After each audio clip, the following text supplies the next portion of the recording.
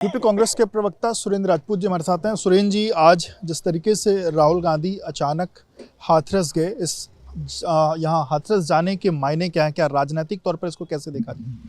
हर चीज को राजनीतिक चश्मे से क्यों देखा जाता है? राहुल गांधी जी एक संवेदनशील व्यक्ति हैं। गांधी परिवार संवेदनाओं के लिए जाना जाता है। आप बताइएगा, किसी को पता था कौन सा राजनीतिक लाभ लिया गांधी परिवार ने जब निर्भया हत्याकांड जो हुआ था उसके भाई को उन्होंने पायलट बनाया? कौन सा राजनीतिक लाभ लिया उस सीलमपुर की बस्तियों में जब श्रीमती प्रियंका गांधी जी लगातार पिछले कई सालों से वहाँ के बच्चों को पढ़ा रही हैं? कोई लाभ नहीं लिया। हम लोग राजनीतिक लाभ के लिए नहीं, गांधी परिवार हमेशा मानवीय संवेदनाओं के लिए जाना जाता है।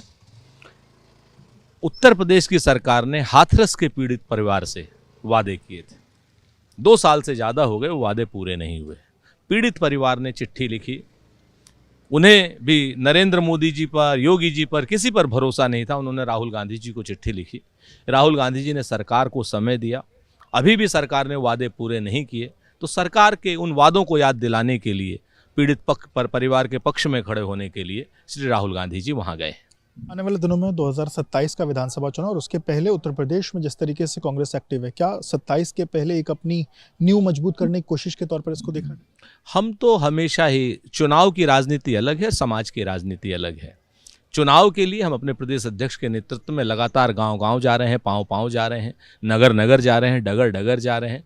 प्रदेश कमेटियों को, सारी कमेटियों को भंग किया गया है और नई कमेटियां ऊर्जावान लोगों की बनाई जा रही हैं। चुनाव के लिए हम पूरी तरीके से कमर कसे हुए हैं, लेकिन हाथरस के दौरे को राजनीतिक चश्मे से देखना उचित नहीं है। जिस तरीके से भारतीय जनता पार्टी अचानक से राहुल गांधी जी के ऊपर हमलावर हो गई है, अचानक से उनके उप मुख्यमंत्री सब अनर्गल बयानबाजी कर रहे हैं, इससे पता चलता है कि कितने भयभीत हैं वो, कितने डरे हुए हैं। हम लोग भारतीय जनता पार्टी की तरह 24/7 सिर्फ और सिर्फ चुनावी राजनीति नहीं करते हैं। अभी जिस तरीके से ये देखा गया, समाजवादी पार्टी संभल को लेकर, हाथरस को लेकर या फिर बहराइच को लेकर अलग अलग विषयों पर एक्टिव रहती थी। अब कांग्रेस उस पिच पर बहुत ज़्यादा खेल रही, तो क्या समाजवादी पार्टी का जो उसके हिस्से का वोट बैंक था उस पर कहीं ना कहीं कांग्रेस की नज़र है? अब हाथरस में कौन सा वोट बैंक है? ये सब मीडिया के साथियों की और भारतीय जनता पार्टी की उपज है।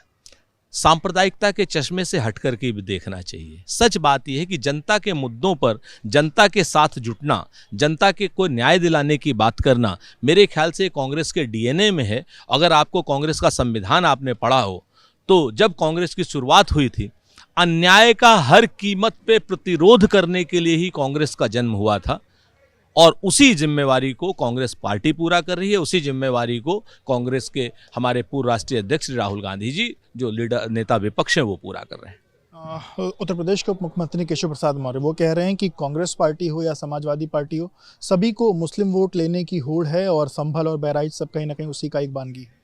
बताया ना कि केशव मौर्य जी स्टूल मंत्री हैं। जिस मंत्री को कुर्सी तक ना अपनी पार्टी में मिलती हो, वो ऐसी अनर्गल बयानबाजी करेगा। अरे केशव मौर्य जी, सिराथू चले जाइए। केशव मौर्य जी, हमारे ऊपर कहने की जगह पे योगी जी से कुछ पूछ लीजिए। वोट बैंक की राजनीति, तुष्टीकरण की राजनीति, बहुसंख्यकवाद की राजनीति भारतीय जनता पार्टी कर रही है, जिससे हमारे बहुसंख्यक परिवारों के बच्चे भी असुरक्षित महसूस कर रहे हैं। क्यों? क्योंकि रोजगार ना अल्पसंख्यक को मिल रहा है, ना बहुसंख्यक को मिल रहा है। महंगाई बहुसंख्यक के लिए भी बढ़ गई है, अल्पसंख्यक के लिए भी बढ़ गई है।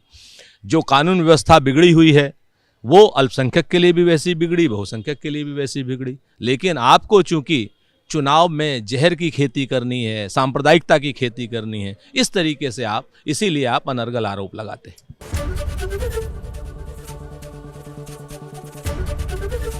एबीपी गंगा, खबर आपकी, जुबान आपकी।